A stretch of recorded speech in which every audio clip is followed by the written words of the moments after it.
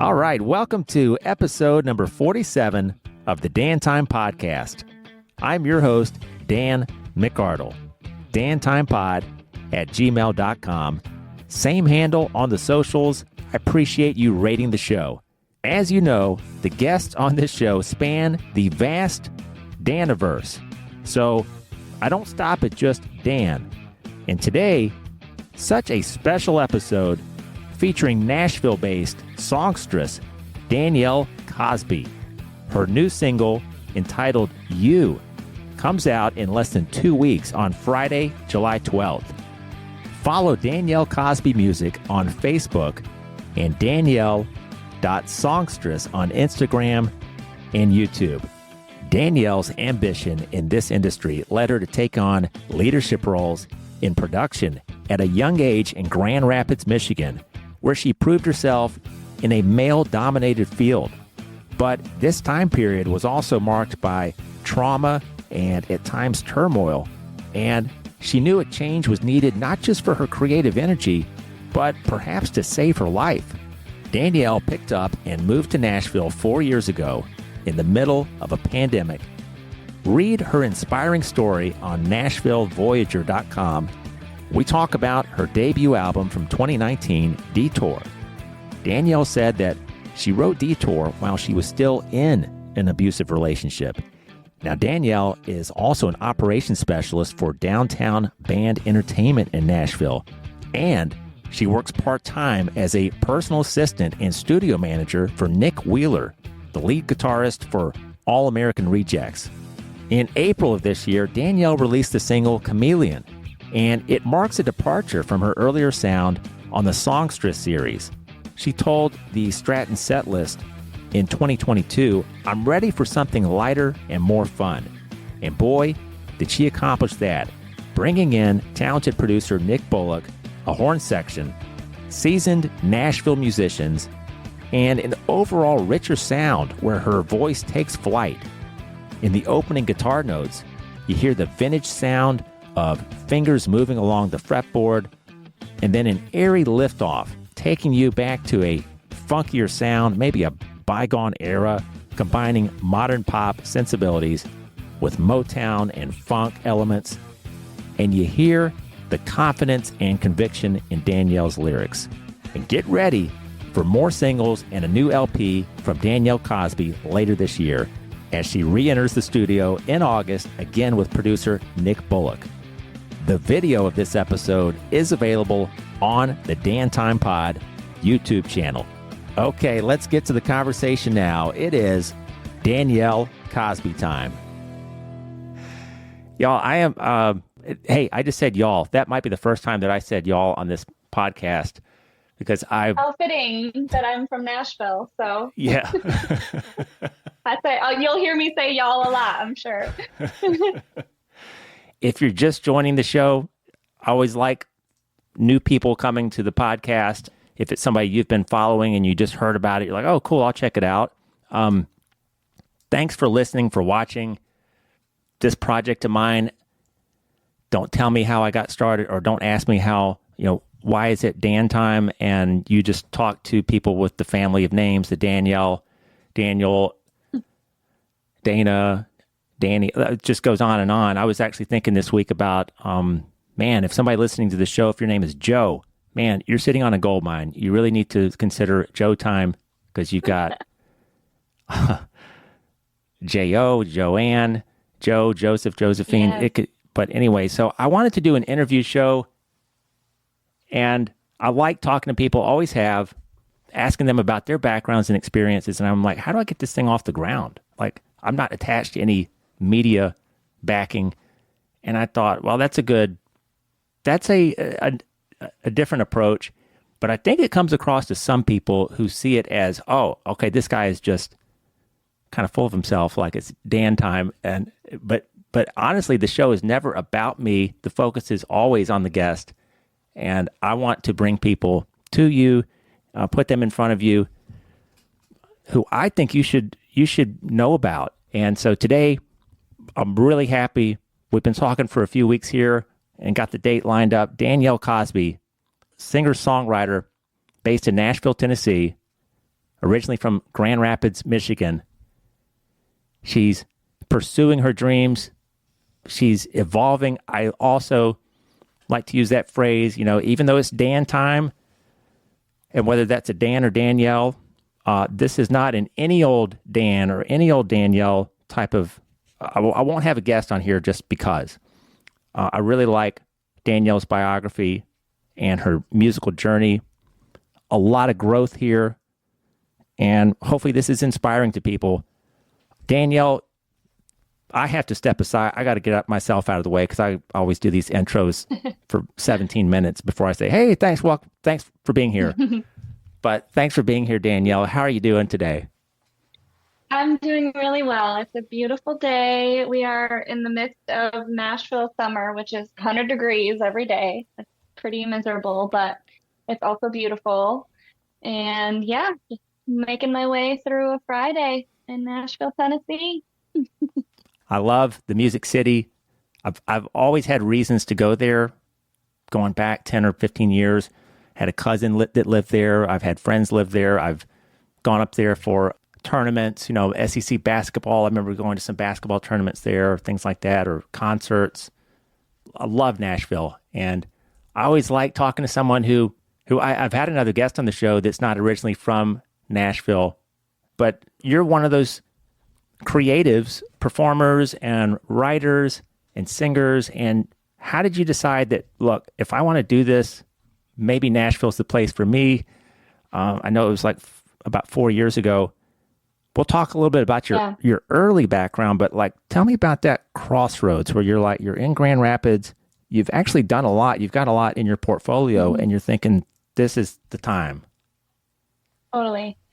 Yeah, I wanted to move to Nashville since the first time I ever visited, which I think was 2014 maybe. And it felt like the first time I was ever here, I was like, oh yeah, this is where I need to be. It just felt right. And so I spent years just kind of dreaming about it. And then COVID happened, and in 2020, all my gigs went away, all my work went away. My life was kind of, up in a big question mark. And so I kind of thought to myself, like, well, I could be quarantined in Grand Rapids or I could be quarantined in Nashville. And in a way, COVID actually gave me that opportunity to pick my life up and move it. Whereas before it was just, I was too busy and there were just a million other excuses. But yeah, so I bit the bullet and I did the thing in the middle of a pandemic. I was a little bit crazy. I moved with my best friend. She was also a little bit crazy and was like, yeah, let's do it. Why not? Let's try it. And it worked out, thankfully. It all worked well in my favor. But yeah, I'd gotten to a point where I felt like I kind of climbed to the top of the ladder in Grand Rapids. I did pretty much all the things that I could do there on my own, and was kind of feeling burnt out and you know, hitting the glass ceiling. So I really needed a fresh start in a new city, regardless of where it was. I think even if it wasn't Nashville, I needed to get out of Grand Rapids, which is something I think everyone should do at least once in their lives. Just move away from your hometown and experience what's happening outside of your little boundary that you've never known anything outside of. So yeah, I'm really grateful that it all worked well for me. I love it here. And yeah, things are going really well.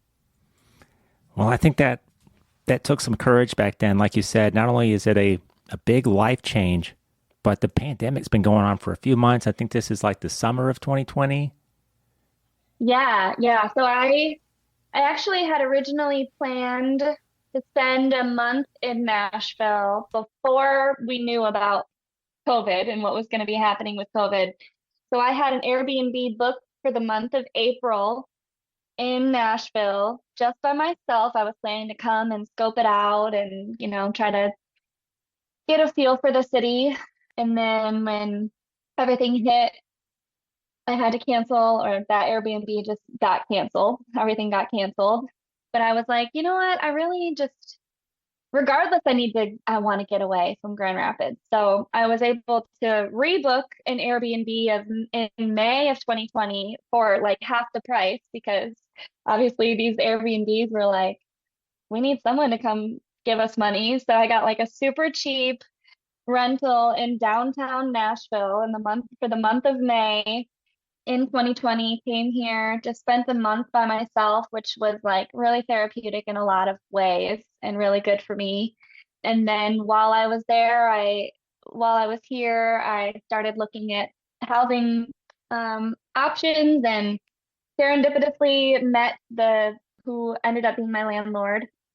She owned a little boutique in one of the suburbs of Nashville, and I went into her store one day and started talking with her and told her that I wanted to move here. And she was like, "You're gonna think I'm crazy, but my husband and I just bought this house and we're gonna be renting it out. It hasn't even been put on the market yet. Here's the address. Drive by. If you like it, let me know, and it's yours." And so I got back in my car. I called my best friend. I was like, I think I found where we're gonna live. And I met our landlord. And she's like, what is going on? And sure enough, it was like the cutest little house.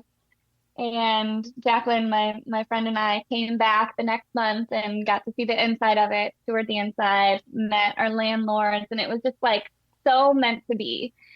Signed a lease and moved in July, officially in July of 2020. So it was a whirlwind, but it was all just like so meant to be and lined up so perfectly. I love it.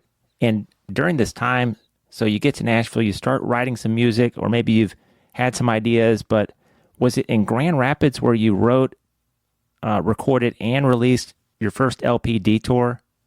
Yes, yeah. So I released Detour in May of 2019. So kind of just before everything hit the fan. So I didn't even really get much of an opportunity to do anything with my album or my original music in Grand Rapids before the pandemic hit. So it's kind of a weird time. But yeah, so I released that one in 2019, and then shortly after I moved to Nashville, I released a few singles that I recorded here.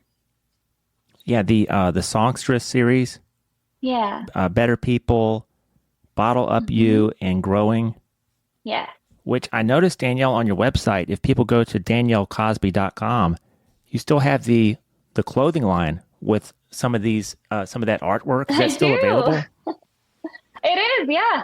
T-shirts, tote bags. Maybe it's okay to, even in the summertime, to stock up on your long sleeves, your hoodies, and crew neck Yeah, sweatshirts. totally. I do think that's cool that when an artist makes available, and also digital downloads, but makes available like a merch section. Yeah, yeah. And I created the artwork for all the Songstress series releases, and I actually was selling art prints of those three designs to kind of help fund the recording efforts. And so I was sending out art prints and, little handwritten cards and stuff, and then eventually graduated to more of the merch section on the website. Well, that's really cool. Again, I would order something like that or encourage my listeners because likely in your town, you'll be the only one. And then it starts up a conversation. Who is that or what is that? And hey, I'm a big fan of wearing shirts or carrying around something with an emblem on it that you don't know 100% Danielle Cosby's catalog, but you like the design and you're getting Hmm. started on it. So, yeah, I think that's really cool. Thanks. So, before we get to the new single, Chameleon, which I've been spinning around like over and over again, I really like this song, but I think it's important, like, Thank go you. back to, and not take a lot of time talking about this, but the Detour album. Danielle, this is some pretty heavy stuff. Like, you can tell where it's like biographical. Sometimes it's directed towards Hmm. a former partner, and like Hmm. like some songs like This Position. I love Hmm. Pitch Ain't Perfect.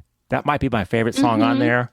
Oh, I Yeah, got something. I think like Pitch Ain't Perfect is if someone has creative energy and they want to put something out there, I think that's reassuring to them. The lyrics are, and yeah, talk about maybe some songs that still, I know you've kind of moved on to a different, or your sound has evolved, but do you have some tracks from that record that are still pretty near and dear to you? For sure. I mean, everything I write, I think will always be near and dear to me.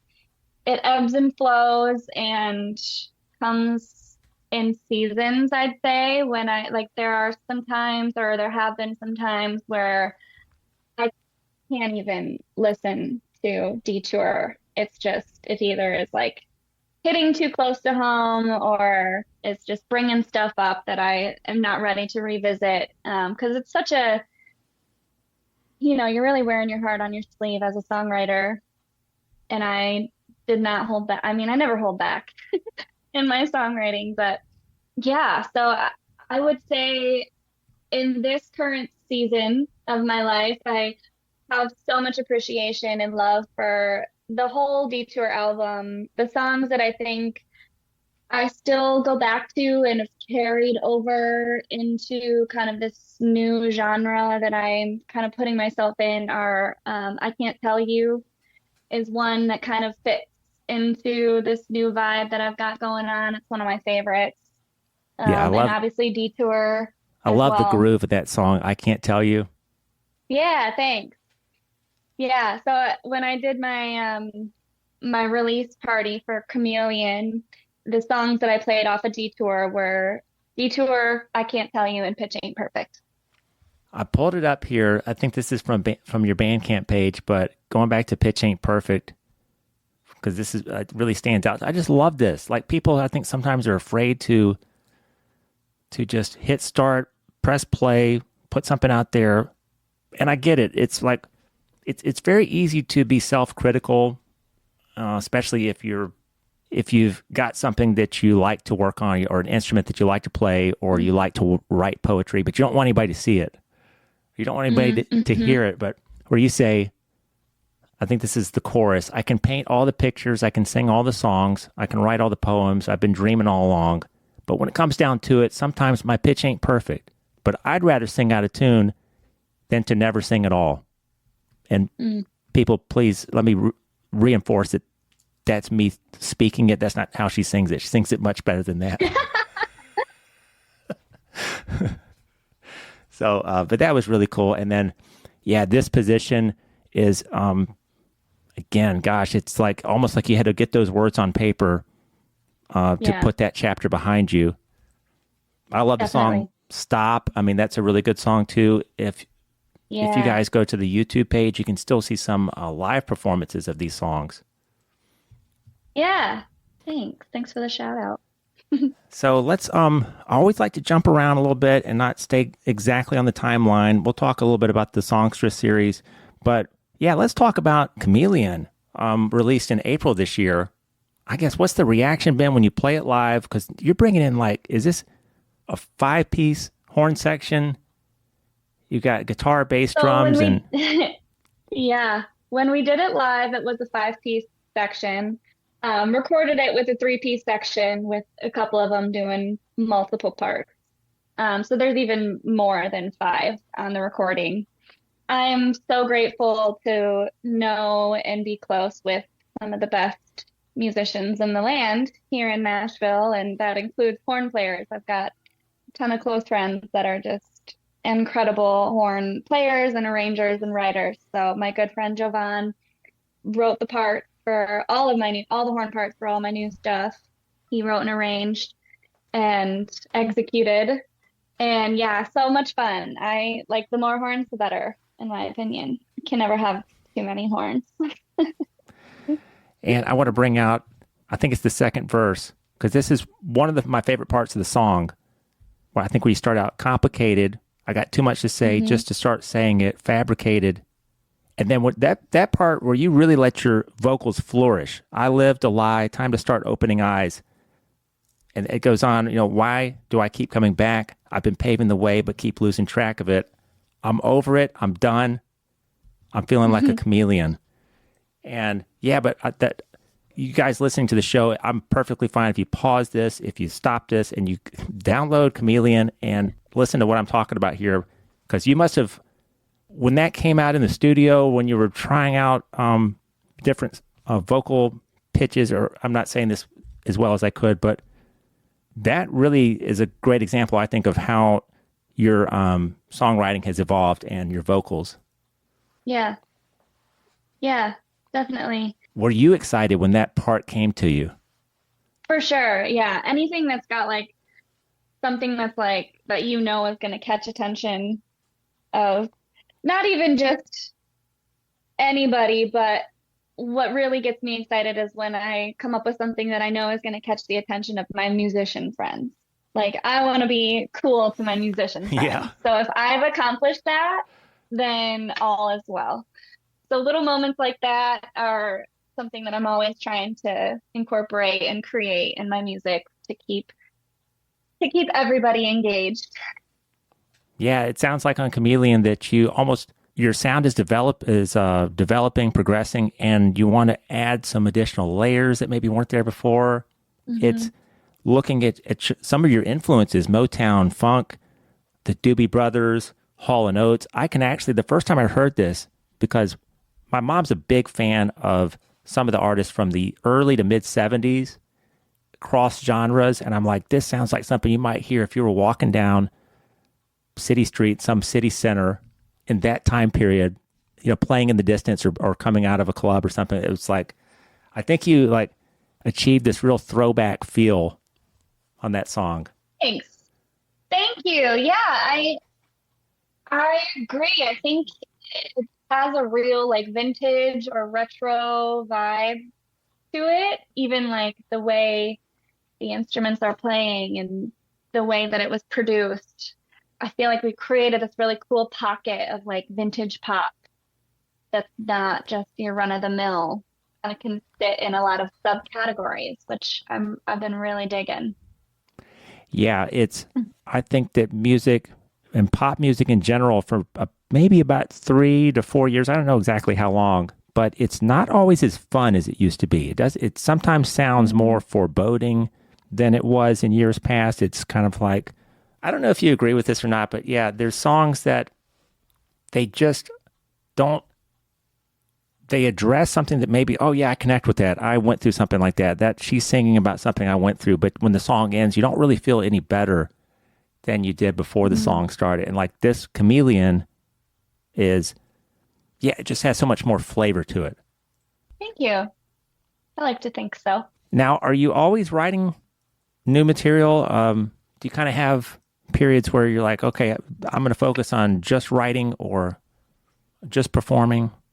Yeah, it's really hard for me to force myself into a creative space with writing. It really has to come naturally and genuinely. So I try to honor that when I can, like when I'm really feeling the itch, or, if I've got like a melody or a line in my head, I really try to flush it out as soon as possible before I forget about it, or at least like record the idea and then move on. I have been living in a state of writing quite a bit this year, finishing up more songs and eventually a full album. So I'm definitely in the thick of it with writing currently. It definitely comes in waves for me. So after this, I probably will need a break from writing. And that's okay too. Yeah. Last year, if I had this right, you did some collaborations with Jordan Finn. Yeah. Yeah. Um, And Jordan actually is originally from Michigan as well. So he's someone that I knew from back home.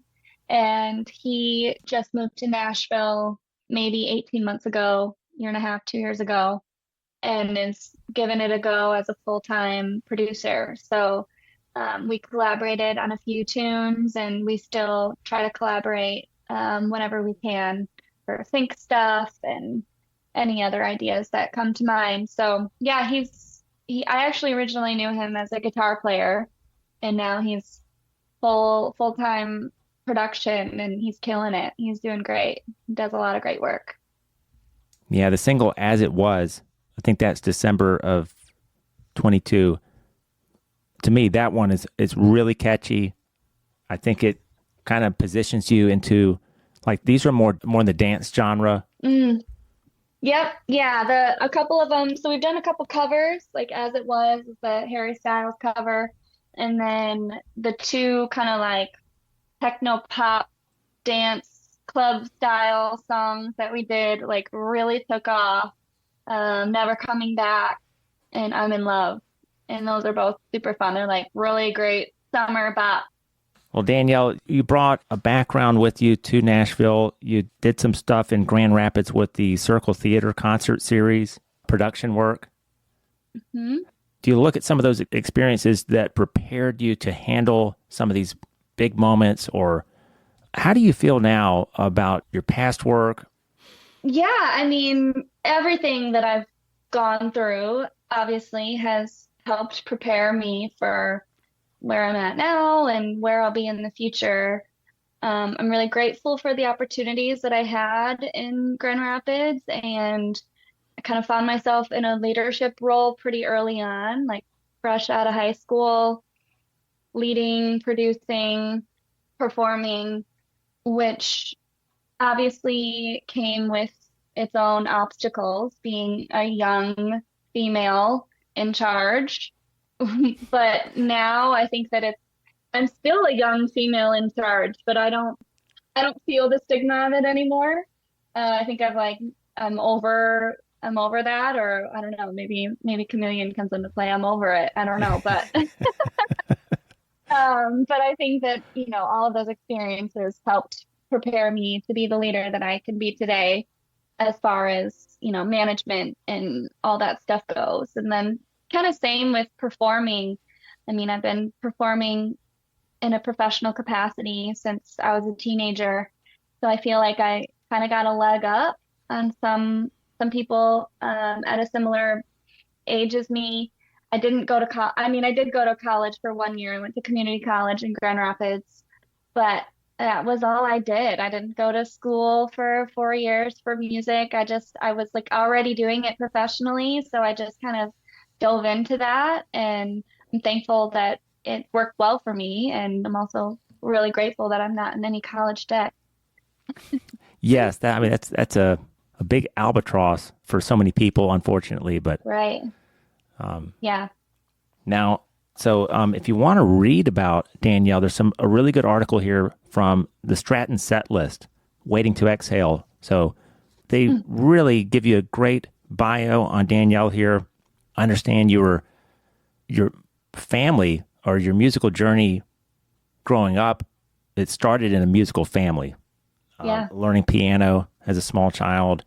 So that was always Mhm. like part of the picture, right? Like music was being played in Yeah. the house, in the car, and church. Definitely, yes. I grew up in a very musical family. My dad was a trumpet major. My mom was a piano major.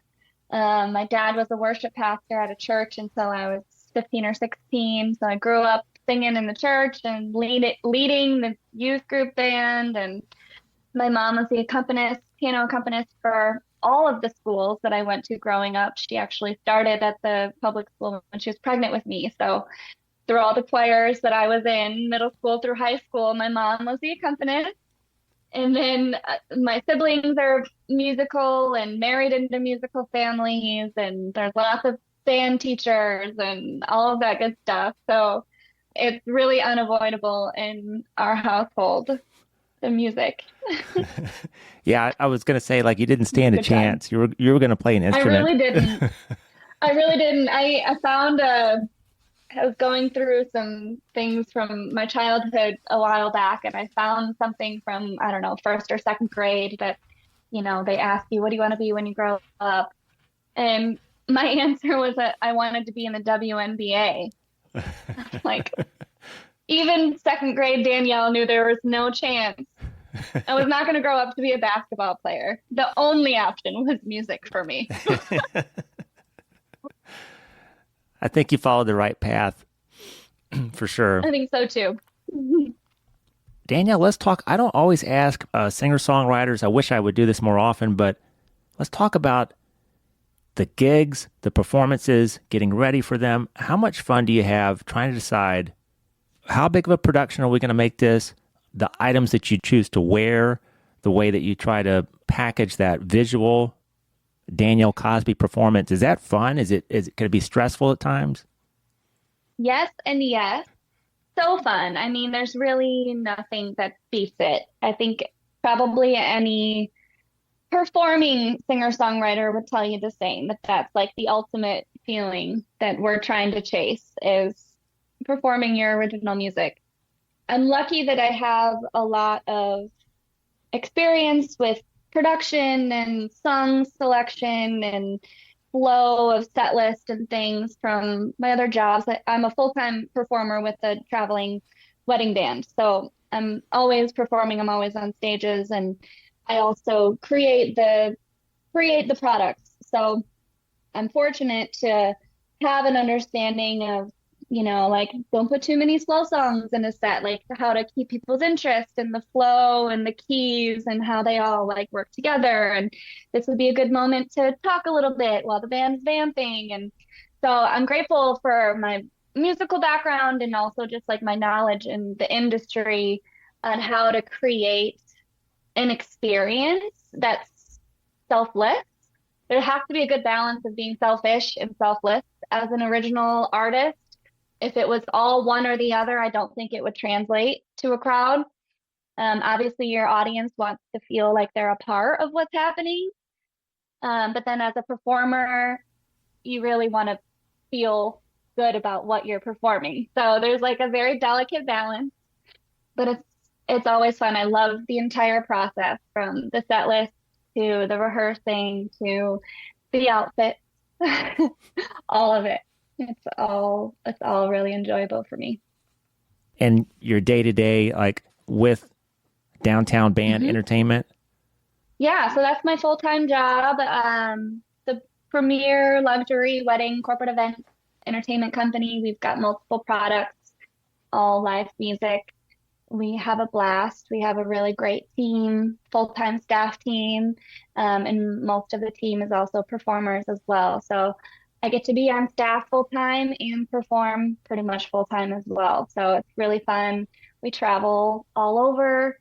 We're doing like the top tier events that really have the money. So it's a lot of fun. I get to go a lot of places and experience a lot of things that otherwise there's no way I would be in a room with those same people. So, and then on top of that, I get to know and perform with like just the cream of the crop musicians, which is so incredible. And they've really become my family. And a lot of them are on my new music, recording on my new music. Yeah, and like you said, if you Really surround great. yourself with those veterans of the industry, it forces you to keep raising your game to the next level. Totally. Totally. Yeah. Danielle, I almost forgot to mention you've recorded. Is this with your mom a Christmas song? Yes. Yeah, we did two Christmas songs this past Christmas time. As I mentioned, my mom is a pianist, and Christmas music is one of my favorite genres of music. It's something I love to sing, and I have just so many memories of my mom and I at the piano around Christmas time, or even just my mom in the background playing Christmas music. Like even my friends have memories of coming over around Christmas time, and my mom is always practicing in the background. So I really wanted to honor her and get those recordings done. It was such a special thing for us to do together. It was really great. Well, I know we have a little bit of distance between the next holiday season being June, but I like Christmas music a little bit more now than I did 10 years ago. I don't know. I just really get into it, especially when it gets really close to Christmas Day, those last Yeah, few days, and Christmas Eve. That's what I've got Christmas carols on the whole night when I'm playing Santa or whatever I'm doing. sure.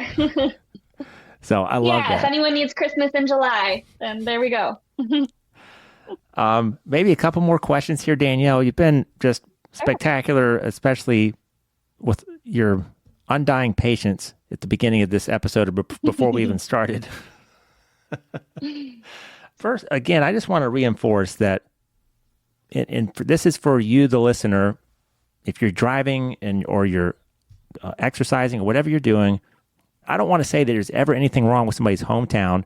And sometimes it makes sense to stay there, I do think that if you've made a couple moves, it's not like, okay, let's move to St. Louis, live there a couple years. Let's go move to Portland or wherever, San Francisco, and then now let's go to Denver. It's like that works for some people. It's okay to make a couple moves. I mean, some point you want to set down roots. I think that's very important. But if you're in your hometown and you feel like there's something else out there, I would lean into that feeling. That's what I would encourage Yeah. people. And would you say the same thing? Like if there's just something's kind of like gnawing at them, like, all right, I've got my friend set here and it's great, but it's kind of, I know what this is always going to look like. Yeah. I 100% agree. I think that there are worldviews and cultures and people and cities that will just exponentially expand your mind more than you ever knew was possible. And you're doing yourself a disservice if you're never letting yourself even have the opportunity to expand your mind like that. And I'm so, I mean, I think it saved my life that I left my hometown. I will always love Grand Rapids. I will always have roots there. My family's there. I love Michigan. But there are just so many things that I didn't know that I didn't know, you know? So Yeah, I think that I preach that to everyone. If you have the opportunity, do it. Like you will not regret it. You can always go back. There's home will always be there for you. But even if you just a month, go try it out for a month. It's not, I promise there's not even a possibility of regretting it. that's so well spoken. And some people may be listening and they hear that and they think, well, but I'm a little bit, my means are kind of restrict me a little bit. I would always recommend, well, go travel, go plan a weekend, something that's drivable. There's probably a Yep. town or a bigger city that's drivable for just a Yep. weekend, and Hmm. it could open your eyes, and you could, like you said, decide, well, this is not really for me. I'm going to take it back, and that's okay too. Yeah. 100%. Yeah. Um, and speaking of Nashville, so I'm sure you've had opportunities to interact with lots of different people. Have you had any like established musicians take an interest in you and say, "Hey, keep doing what you're doing," like without naming names or anything? But have you gotten some good advice from people that say, "Hey, stick with that. You're onto something there. You're going to run into some headwinds. Here's what's coming, but just keep on doing what you're doing." Yeah, I have. I mean, like I mentioned before, working with Downtown Band Entertainment, I work with musicians who are touring with celebrity artists most of the year and pick up gigs with us when they can, when they're home. So I know a lot of people who are really close with some of the bigger name artists.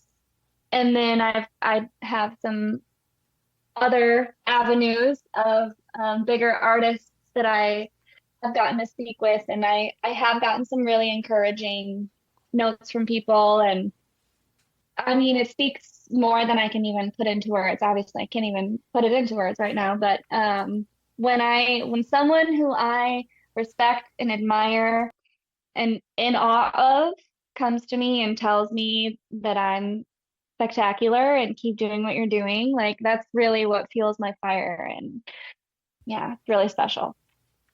And how about Nashville? Are you a Predators fan? Are you a Titans fan? Have you gotten into any of the sports teams there?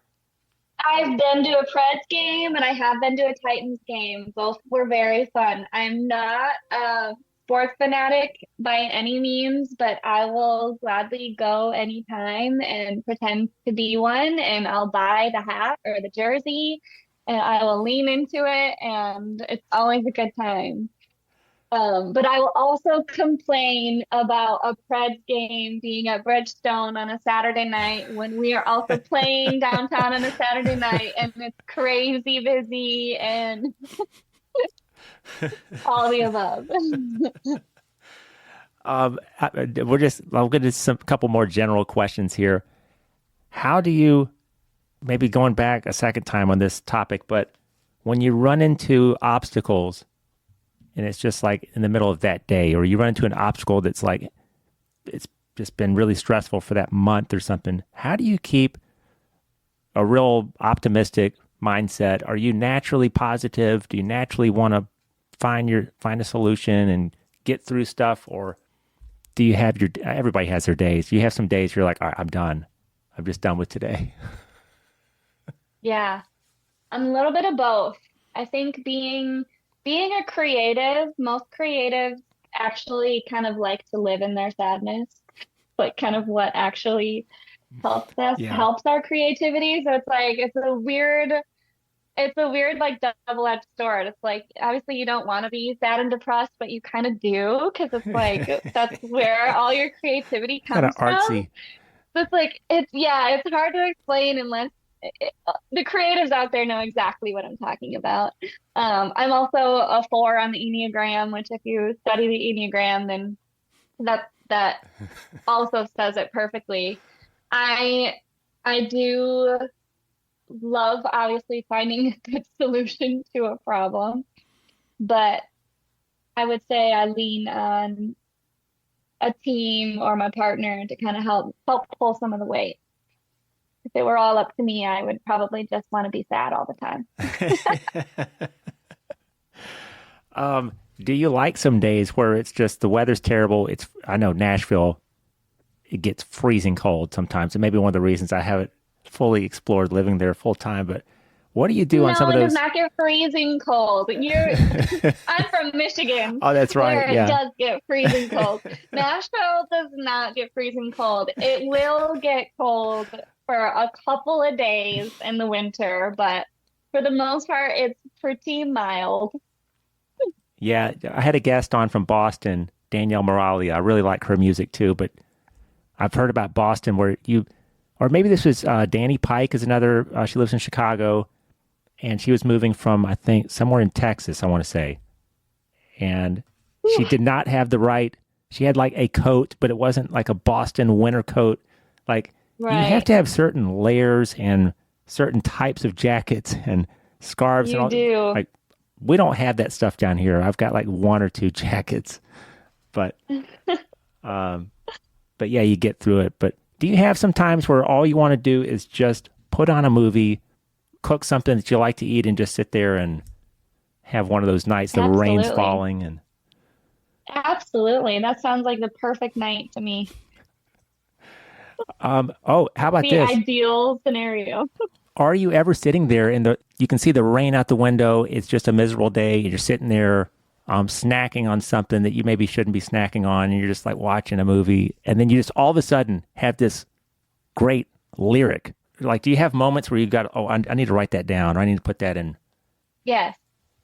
Yeah, I would say most of my songs stem from something like that, where it's just out of the blue or something that like some sort of melody that got stuck in my head that won't leave me alone until I do something with it. Okay, last couple questions, I promise, because you've been fantastic. Okay, Thanks. talking about movies, I like to ask this question sometimes, and if you don't have an immediate answer, that's okay. But is there a movie that really, really makes you cry? Like you're like, oh my gosh, I love this movie. Someone wants to watch it, or I see it on TV. I'm like, I don't know if I need to do this to myself again. But do you have a movie that really, it's just waterfalls? Man, I'm sure that there are actually so many of them. I cry pretty easily in movies. So probably most movies I would cry in. My Girl, it's an old movie, Yeah. but that one always makes me cry. A Walk to Remember, a good, a good cry movie. There are sometimes when you're like, I really need to cry tonight. What should I watch? It would be like A Walk to Remember. That'd probably be the one for me.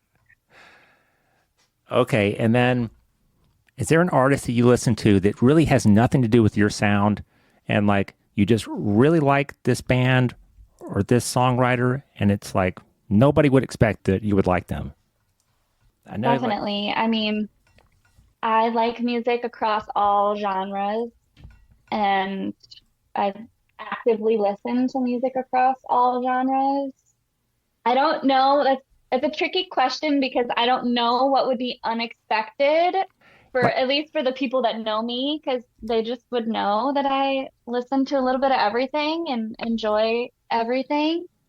But I mean, I can go from all over the board. Like a playlist could go from like 90s punk rock to, country to jazz to indie folk, all in the snap of a finger. I'm all over the board.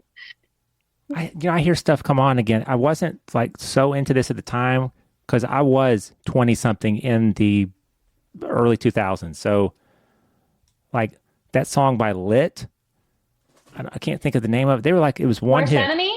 Yeah, I think that's it. My Own Worst Enemy? It's awesome. It comes on like Yep. Pandora sometimes, and I'm like, oh, I love that song. Yes. Like some periods of time, whether it's the 70s or the 90s, like they're very easy to romanticize here in 2024. And so whatever Sure. music is from there, it's like, I don't know, it has a different feel to it now. hmm Yeah. Okay, well, I could keep going a lot more nonsense and little silly questions like that. But Danielle, is there anything that you would like to promote? I mentioned the website earlier, and this will be in the show notes, daniellecosby.com. But anything else you'd like to talk about that we didn't cover?